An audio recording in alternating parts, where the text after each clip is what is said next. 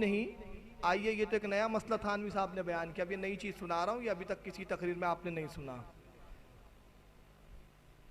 किताब का नाम अल-इफादातुल यौमिया, जिल्द सुवम, तीसरी जिल्द है, सफ़ा नंबर 221, किस्त 2, मलफूज नंबर 283। थानवी साहब खुद क्या कहते हैं, नहीं ये मैं बता चुका हूँ एक जगह। चलिए फिर भी सुन लीजिए।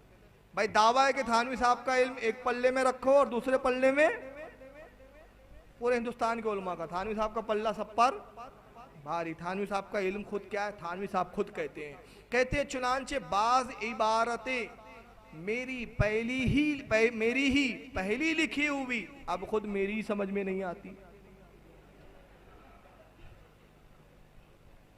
थानवी साहब कह रहे हैं कि मेरी ही लिखी हुई किताबें हैं, मेरी ही इबारतें, मैं नहीं लिखा था किसी ज़माने, अब पढ़ता हूँ तो मेरी पल्ले नहीं पड़ती। तो जो इबारत थानवी के पल्ले में नहीं पड़ेंगी, देवबंदियों के क्या पल्ले पड़ेंगी। आज ही का वाकया, थानवी कहते हैं आज ही का वाकया, एक फतवा मेरा ही लिखा हुआ निकल आया। बड़े गौर और फिक्र से बार बार देखा, तब समझ में आया अरे तो अपना ही है। ये इल्मी सलाहियत, और ऐसी इल्मी सलाहियत के साथ एक झूठ गढ़ते हुए इमाम आज़म पर झूठ क्या करते हैं। अब ये पहले इबारत सुने, उसके बाद फिर मैं बाद में तबसरा करूंगा। जिल्द नंबर 1 इफादतुल यौमिया, थानवी साहब की मलफूजात, सफ़ा नंबर 252, किस्त नंबर 2 और मलफूज नंबर 512। थानवी साहब कहते हैं कि इमाम साहब फरमाते हैं, इमाम साहब से मुराद इनकी इमाम आज़म अबू हनीफा, इमाम साहब फरमाते हैं कि अगर गीबत करे तो अपनी माँ की करे। ईमानदारी से बताओ, इमाम आज़म ऐसा फरमा सकते हैं? तसव्वुर करो। इमाम साहब कहते हैं कि इमाम साहब फरमाते हैं कि अगर गीबत करे तो अपनी माँ की करे। ख्वाजा साहब ने बहुत ही ताज्जुब आमेज लहजे में अर्ज़ किया। ख्वाजा अजीजुल हसन इनके मुरीद हैं, उनको ख्वाजा साहब बोलते हैं।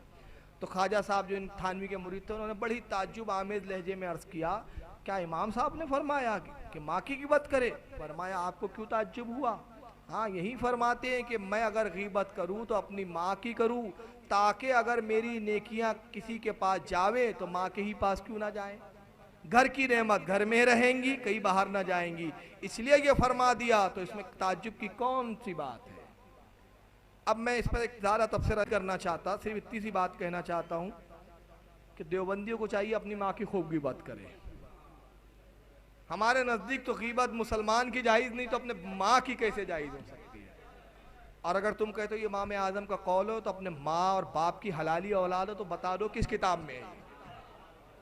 क़यामत तक नहीं दिखा सकता। इमामों पे झूठ तक गढ़ते हैं ये लोग। तो तुम अपनी माँ की खूब गीबत करो, घर की नेकी घर में डाला करो। चलिए, थानवी साहब की अभी हम